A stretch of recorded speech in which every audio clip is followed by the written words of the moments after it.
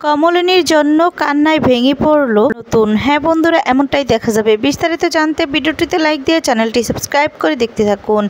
গল্পের শুরুতেই দেখা যাবে কমলিনীকে নতুন বলে, আচ্ছা বৌঠান, তুমি কেন এরকম করছো কেন? তখন কমলিনী বলে, দেখো আমার জীবনের দায়ভার আমার, সেই ক্ষেত্রে দায়ভার তো কারো নয়, তাহলে তুমি কেন এত ভাবছো? তাছাড়া আমার বয়সটা তো কম হয়নি। আমি এই বয়সে এসে যদি অন্যের কথা মতো চলি তাহলে তার কোনো মানেই হয় না। তখন নতুন বলে, কিন্তু তুমি যেটা করতে চাইছো সেটা তো সবার কাছে তোমাকে কৈফিয়ত দিতে হবে বৌঠান। তুমি এই সমাজের কাছে সবার কাছে তোমার কৈফিয়ত দিতে হবে, তুমি কেন এগুলো করছো? তখন কমলিনী বলে, আমি জানি, তবে আমি আমার সিদ্ধান্তে অটল থাকবো। আমি আমার সিদ্ধান্ত থেকে একটু পিছপা হব না। তখন নতুন বলে, কেন কেন বৌঠান, কেন তুমি কেন এখন এসে এই অবস্থা করছো? কেন করছো তুমি? তখন কমলিনী বলে, ভয় পেও না, আমি তোমার দরজায় গিয়ে দাঁড়াবো না। তাছাড়া এই বয়সে আমি তোমাকে জ্বালাতনও করব না। তখন নতুন বলে, বৌঠান তুমি এ কথাটা বলতে পারলে? কেন বলছো এসব কথা? তুমি জানো না তোমার এসব কথা শুনলে আমার কতটা কষ্ট হয়? কমলিনী তখন বলে, শোনো নতুন ঠাকুরপো, আমার জীবন, আমি কি করব না করব সেটা আমি ঠিক করে নিতে পারবো, কাউকে এই নিয়ে কথা বলতে হবে না। আমি জানি তো তোমার মাসি তো আমাকে বোঝানোর জন্য তোমাকে দায়ভার দিয়েছে, তাই তো? সেই জন্য তুমি আমাকে বোঝাতে এসেছো, কিন্তু আমাকে কারো বোঝাতে হবে না। আমার ডিসিশনটা আমি নিয়ে নিয়েছি। তাছাড়া ওর সঙ্গে আমি সংসার করতে পারবো না। তখন নতুন বলে, কেন বৌঠান, কেন? চন্দ্রের কি দোষ বলো তো? ওর তো কোনো দোষ নেই, তাহলে ওকে তুমি কেন ফিরিয়ে দিচ্ছ? এভাবে ফিরিয়ে দিও না বৌঠান, তাহলে যে পুরো পরিবারটা তছনছ হয়ে যাবে। তুমি কি সেটা চাও সেটা? তখন কমলিনী বলে, দেখো সবার দায়ভার এতদিন আমি নিয়েছি, এবার অন্তত এসব কথা আমাকে বলো না। এত বছর ধরে আমি তো সব কিছু সামলিয়েছি, এখন অন্তত আমাকে আমার নিজের কথাগুলো ভাবতে দাও। আমি না আর কারো কোনো কথাই শুনতে চাই না, কারো কথা নিয়ে বাঁচতে চাই না আমি। তখন নতুন কমলিনীর হাত ধরে বলতে থাকে যে, কমলিনী প্লিজ তুমি এরকমটা করো না এরকমটা। তখন কমলিনী বলে, আমার হাত ছাড়ো নতুন ঠাকুরপো, হাত ছাড়ো। তুমি না আমাকে এরকমভাবে বলো না। আচ্ছা আমি তো তোমাকে বলিনি যে তোমার সাথে সংসার করতে চাই, বা তোমাকে কোনো দায়ভার কি দিয়েছি? তখন নতুন বলে, আচ্ছা কমলিনী তুমি কি জানো না তোমার এই কথাগুলো আমার কতটা কষ্ট হয়? আর তখন বলে যে, তাছাড়া তুমি কেন চন্দ্রের সাথে সংসার করতে চাইছো না সেটাও তো আমি জানি। তখন কমলিনী বলে, না আমি এই বয়সে এসে যাকে ভালোবাসি না তার সাথে সম্পর্ক করতে পারবো না। আমার পুরোটা জড়িয়ে একজন থাকবে, আর আমি আরেকজনের সাথে সংসার করব না আমি সংসার। এই বয়সে এসে নতুন করে সংসার করতে পারবো না। আর তখন নতুন বলে, আমি জানি বৌঠান তুমি কাকে ভালোবাসো। তখন কমলিনী বলে, শোনো, জানলেও না তাতে তোমার কোনো দায়ভার নেই। আমার একার লড়াই তো, আমি একাই লড়তে হবে। আমার পাশে কাউকে থাকতে হবে না, তোমাদেরকে থাকতে হবে না। তাছাড়া আমি যদি রঙিন শাড়ি পরে মাথা ভর্তি সিঁদুর পরে চন্দ্রের সামনে ঘুরোঘুরি করি, তোমার কি ভালো লাগবে তোমার? তখন নতুন এই কথা শুনে চমকে যায় আর বলে, বৌঠান জানো তো তোমার এই কথাগুলো শুনে না আমার খুব অসহায় লাগে। তুমি এই যে ডিভোর্সের কথা বলছো, এই বয়সের কথা, মানে এই ডিভোর্সের কথা বললে তুমি তো এই বাড়িতে থাকতে পারবে না। তখন তুমি কোথায় যাবে? কমলিনী তখন বলে, ভয় পেও না, তোমার বাড়ির দরজায় গিয়ে দাঁড়াবো না। তখন নতুন বলে, আর কত অপমান করবে বৌঠান, যেন এরকম করে বলছে আমার দরজায় গিয়ে দাঁড়াও। আমার থেকে বেশি খুশি তো আর কেউ হবে না, সেটা তো তুমি অনেক ভালো করে জানো। কিন্তু কি করব, সমাজ বলতেও তো একটা কথা আছে, আমরা তো সমাজের বাইরে নই। তাই চন্দ্রকে তো তুমি ফিরিয়ে দিতে পারো না, চন্দ্রর কি দোষ বলো তো? তখন কমলিনী বলে, শোনো, আমি যেই মানুষটাকে ভুলে গিয়েছি, যার স্মৃতিগুলো পর্যন্ত আমার মনে নেই, তার সঙ্গে আমি নতুন করে সংসার করতে পারবো না। তাছাড়া তার স্মৃতিগুলি যে খুব মধুর ছিল তাও কিন্তু নয়। আর সে আমাকে বাড়িতে থাকতে অনেক অসম্মান করত, কখনো সম্মান করেনি। তখন নতুন বলে, বৌঠান ওটা ভুলে যেও না যে তোমার 3 সন্তানের বাবা সে, সন্তানরাও কিন্তু তোমার দিকে আঙুল তুলবে, তোমাকে জিজ্ঞাসা করবে।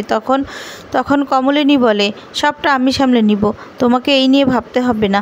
তাছাড়া তোমার বন্ধু কি কোনোদিন আমার কথা ভেবেছে? আমি পড়াশোনা করতে চেয়েছিলাম, বলেছে সংসার সামলানোটাই নাকি আমার কাজ। আমি যা করতে চেয়েছি ও কোনোদিনও কিছু আমাকে করতে দেয়নি। আমাকে বছরের পর বছর অত্যাচার করেছে। বোবলাইয়ের সময় আমাকে কী অবস্থা হয়েছিল বলো তো।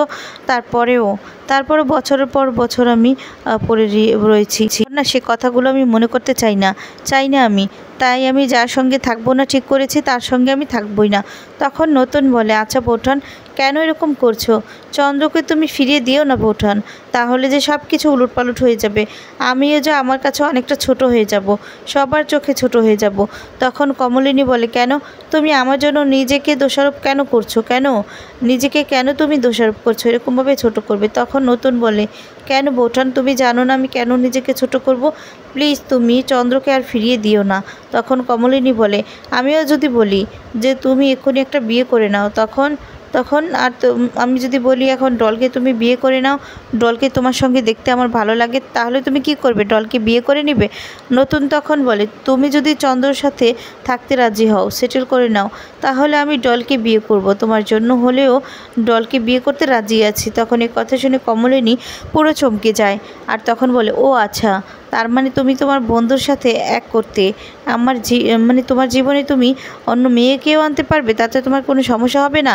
তখন নতুন বলে, না বৌঠান, আসলে তোমার আত্মাটাকে আমি তো জানি যে সেটা আমার আত্মার রং কখনো অন্য কালার হয় না বৌঠান। তুমি যেমন শাড়ি পরো আর নাই বা পরো, তাতে কিচ্ছু আসে যায় না। আমি যে তোমার আত্মাটাকে ভালোবেসেছি, আর তুমি যে আমাকে ভালোবেসেছো সেটা আমি জানি, কিন্তু আমি এটা করতে পারবো না বৌঠান। তোমাকে আর চন্দ্রকে আমি আলাদা করতে পারবো না। এই সংসারটা যে পুরো ভেঙে যাবে, তার জন্য তুমি চন্দ্রর সাথে এক হয়ে থাকো বৌঠান। তুমি যদি চন্দ্রর সাথে এক হয়ে থাকো, তাহলে আমিও ডলকে বিয়ে করতে রাজি আছি। তখন কমলিনী বলে, তার মানে তোমার কোনো সমস্যা নেই, তাই তো?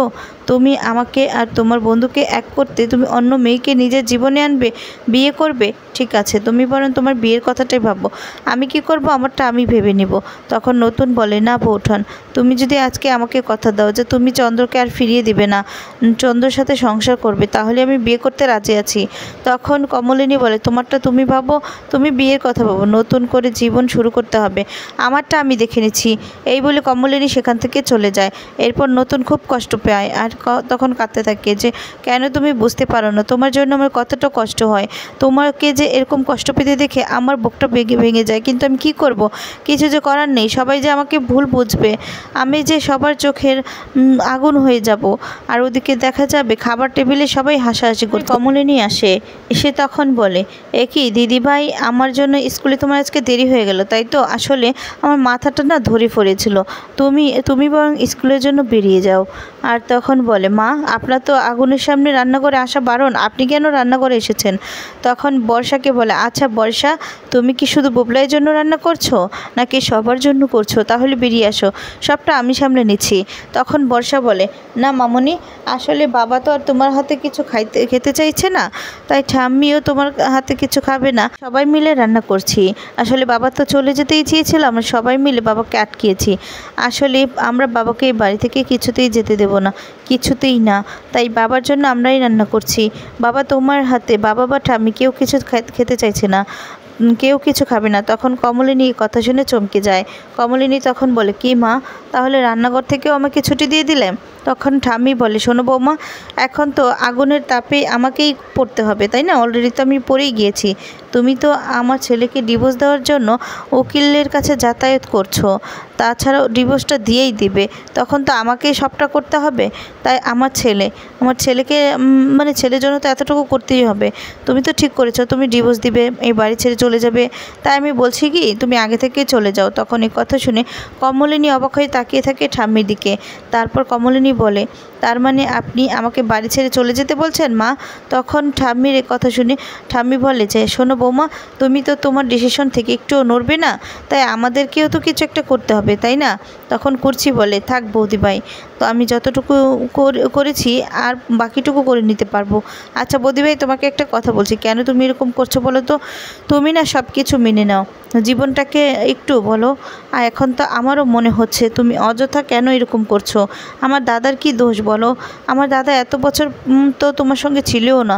তোমার সঙ্গে থাকলে না হয় বুঝতাম যে আবার আমার দাদা তোমার সাথে খারাপ ব্যবহার করেছে, অসম্মান করেছে, কিন্তু তাও না, যেদিন চলে গিয়েছিল সেদিনে তো তোমার সাথে খারাপ ব্যবহার করে যায়নি। তাহলে আমার দাদাভাইকে কেন এতটা কষ্ট দিচ্ছ, কেন দিচ্ছ?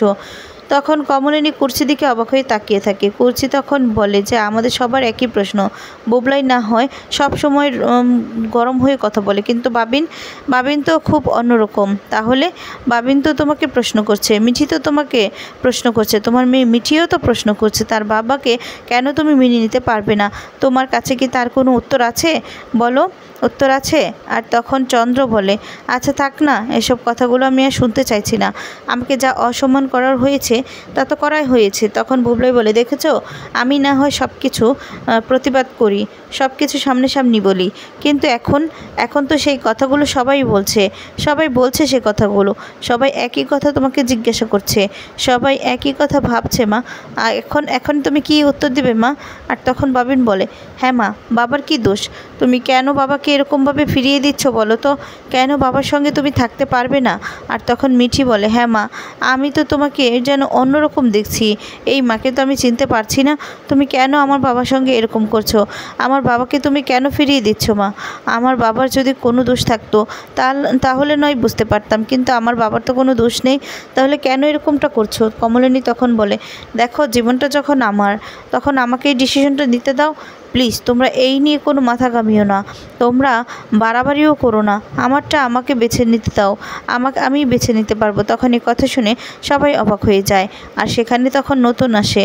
নতুনকে বলে, কী রে নতুন, তোকে কী দায়িত্ব দিয়েছিলাম? তোকে বলেছিলাম না ওকে বোঝাতে, তুই ওকে বোঝাতে পারলি না, তোর বউঠানকে বোঝাতে পারলি না? নতুন তখন বলে, আমি একটা ডিসিশন নিয়েছি, সেটা তোমাদেরকে জানাতে এসেছি। তখন এই কথা শুনে সবাই অবাক হয়ে যায়। আর নতুন তখন বলে, আসলে আমি বিয়ে করার সিদ্ধান্ত নিয়েছি। এই কথা শুনে কমলিনী অবাক হয়ে নতুনের দিকে তাকিয়ে থাকে। আর তখন সবাই জিজ্ঞেস করতে থাকে যে কাকে বিয়ে করবে। এরপর বলে, আমি ডলকে বিয়ে করার সিদ্ধান্ত নিয়েছি। কথাটা শুনে সবাই খুশি হয়ে যায়, আর উপর থেকে ভুলটাও ভেঙে যায়। এদিকে কমলিনী এক দৃষ্টিতে তাকিয়ে থাকে নতুনের দিকে আর খুব কষ্ট পেতে থাকে। তো বন্ধুরা, আজকে ভিডিওটি তোমাদের কেমন লেগেছে কমেন্টস করে তোমাদের মতামতগুলো জানিয়ে দাও। ধন্যবাদ। ভালো লাগলে অবশ্যই একটি লাইক দিবে, আর আমার চ্যানেলে নতুন দর্শক হয়ে থাকলে তাই চ্যানেলটি সাবস্ক্রাইব করে